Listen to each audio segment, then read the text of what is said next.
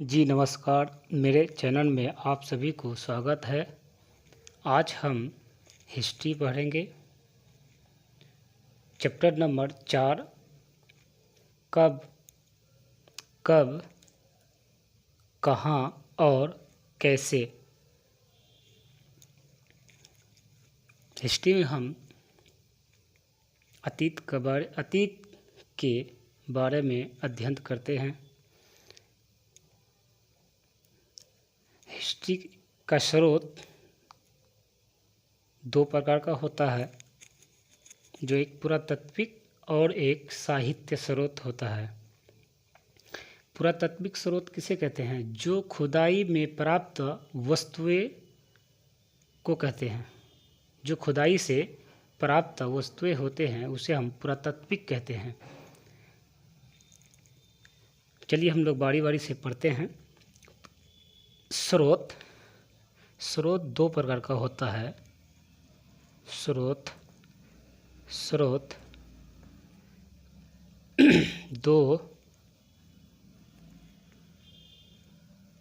दो प्रकार का होता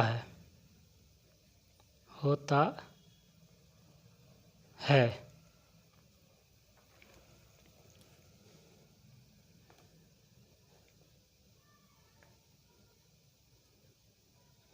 पहला पुरातात्विक स्रोत।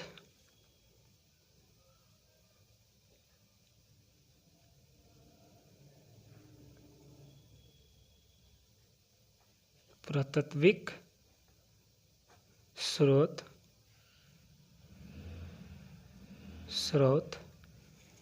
दूसरा होता है साहित्यिक स्रोत।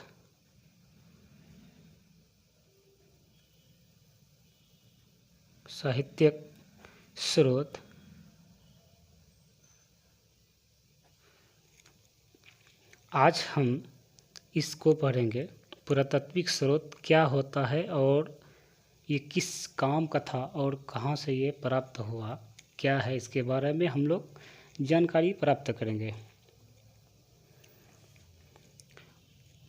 पुरातात्विक स्रोत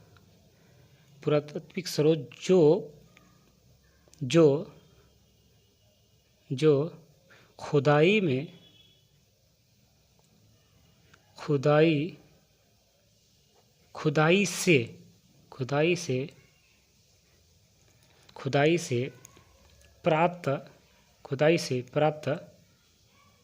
खुदाई से प्राप्त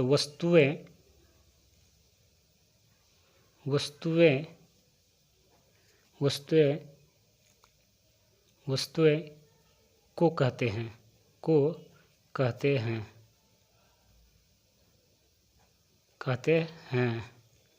ठीक है।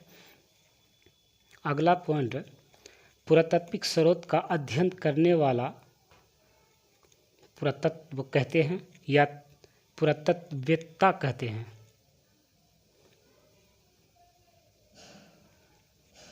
पुरातात्विक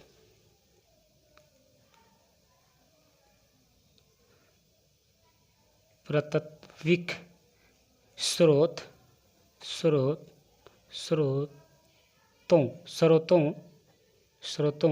का अध्ययन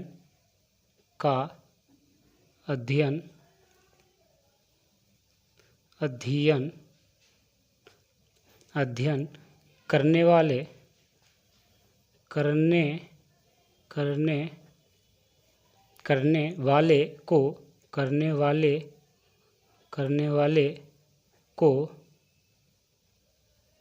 वाले को पुरातात्विक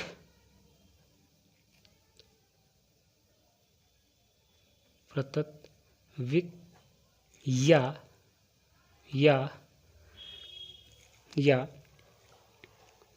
पुरातत्ववेत्ता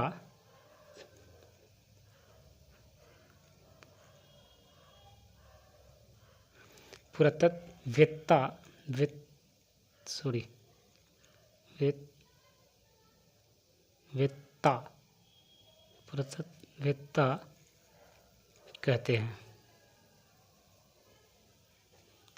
हैं।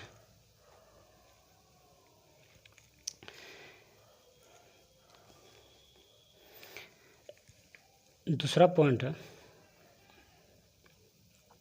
पुरातत्व स्रोत क्या है? पुरातत्विक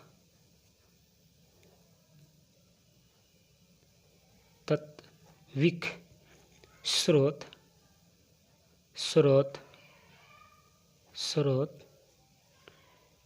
देश, जैसे अभिलेख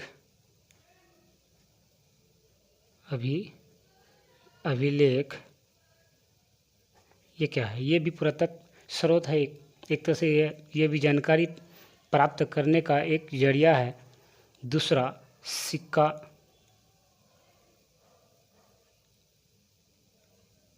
सिक्का या सिक्के, पांडुलिपियाँ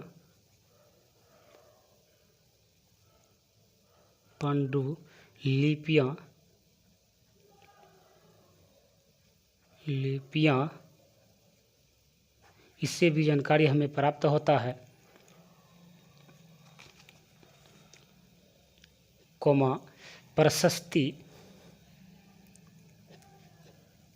प्रशस्ति,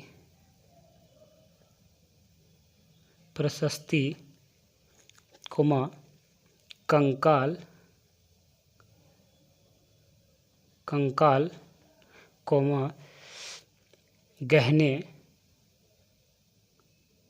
गहने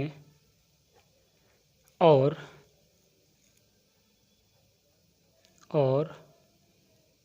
मूर्तियाँ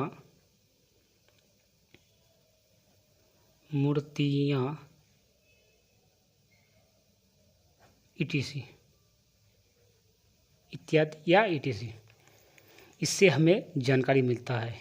ये सबसे हमको पुराने ज़माने का ज्ञान प्राप्त होता है उससे। चलिए हम लोग पढ़ते हैं अभिलेख। अभिलेख क्या है? अभिलेख जो खुदाई से प्राप्त वस्तुएं, उसे हम अभिलेख कहते हैं।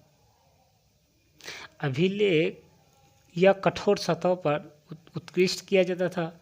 सर्वाधिक अभिलेख पत्थरों पर लिखा गया है, कुछ धातुओं पर भी लिखा गया है।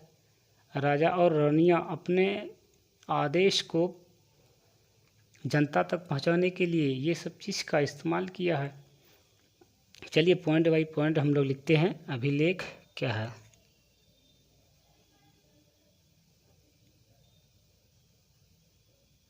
अभिलेख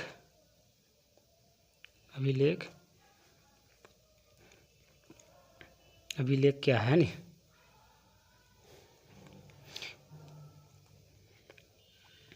पहला पॉइंट है क्या?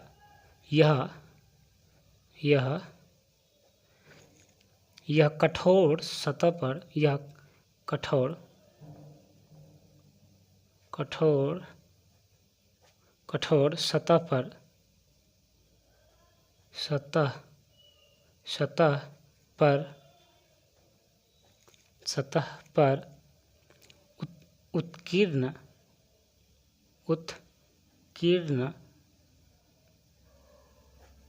उत्कीर्ण किया जाता था। ठीक है। दूसरा पॉइंट, सर्वाधिक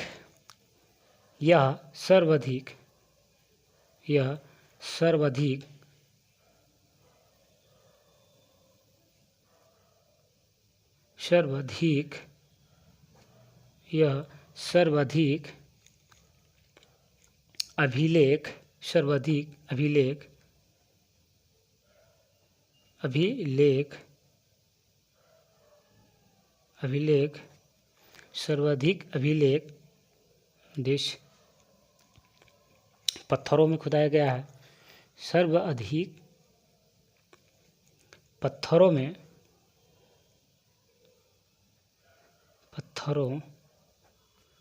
पत्थरों पर खुदाए गए हैं।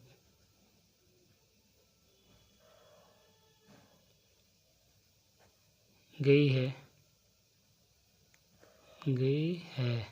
ठीक है, तीसरा पॉइंट हो गया, कुछ धातुओं पर भी खुदाया गया है।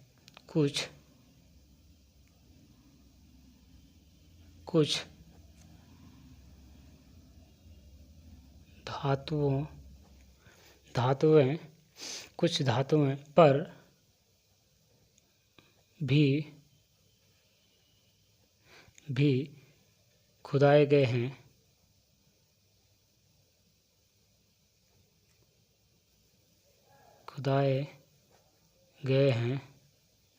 गए हैं।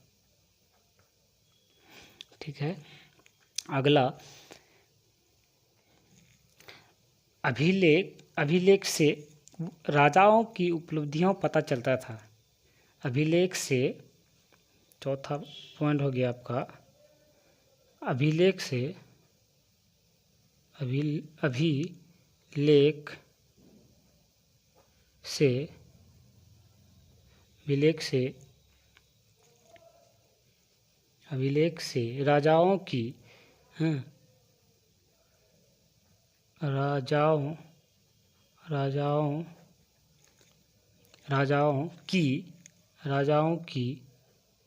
राजाओं की उपलब्धियों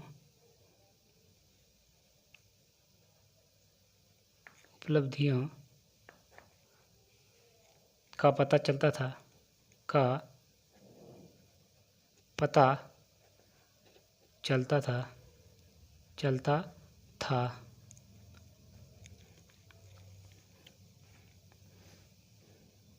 पांचवा पॉइंट हुआ आपका, राजा और रानी संवाद करने के लिए अभिलेख और प्रशस्ति और सिक्का ये सब खुदवाए गए थे। जैसे राजा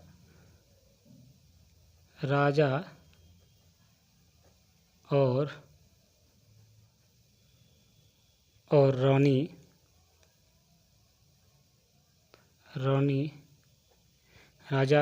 रानी तथा महत्वपूर्ण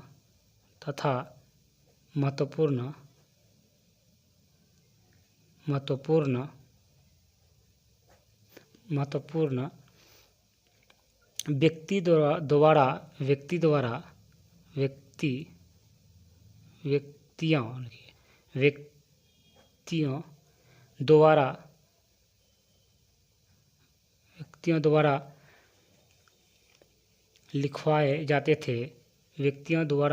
लिखवाए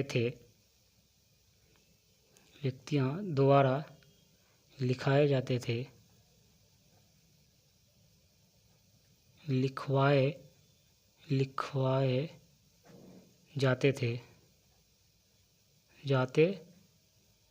थे।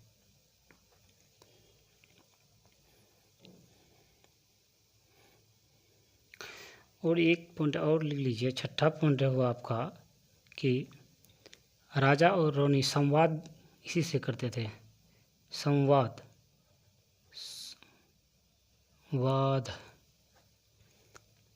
स्थापित करते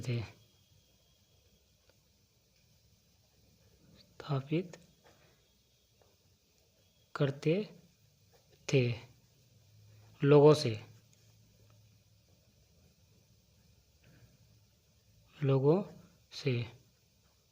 ठीक है, अब अशोक के बारे में कुछ हम लोग जानकारी लेते हैं। अशोक का जानकारी अभिलेख से ही पता चलता है। अशोक के अभिलेख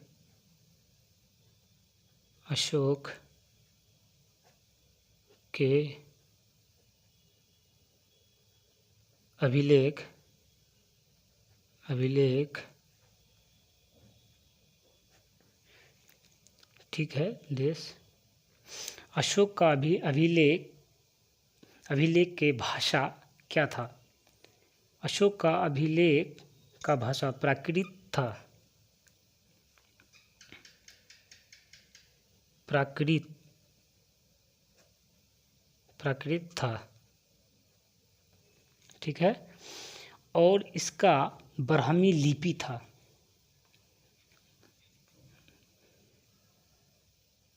अशोक के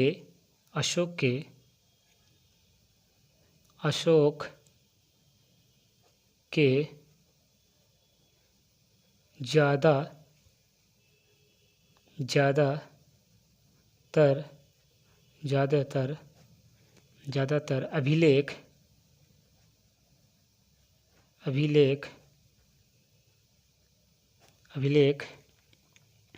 ब्राह्मी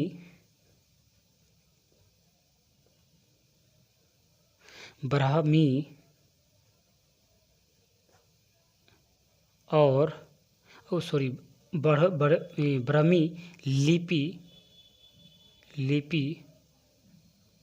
और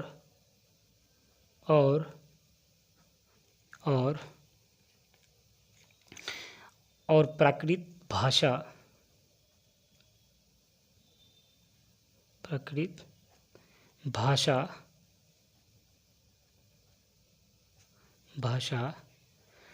में मिला है।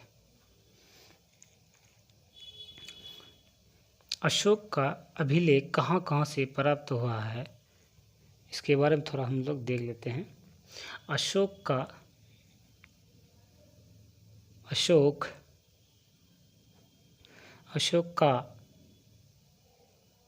एक अभिलेख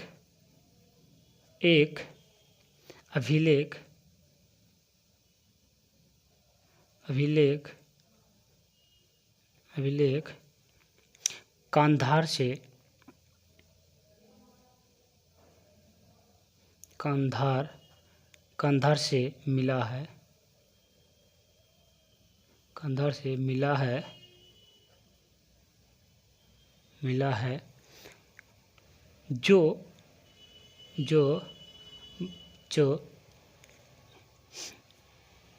जो यूनानी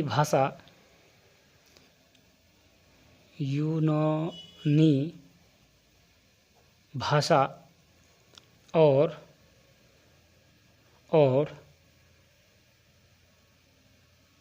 माइक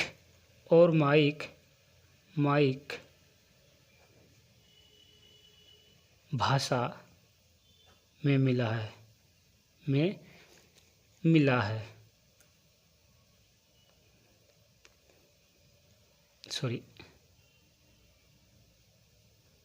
है। चलिए आज हम लोग यहीं तक रुकते हैं, और अगला जो हम लोग पढ़ेंगे अशोक का प्रशस्ति, ये अगला वीडियो में हम लोग पढ़ेंगे प्रशस्ति। इसके बारे हम अगला वीडियो में पढ़ेंगे, ठीक है।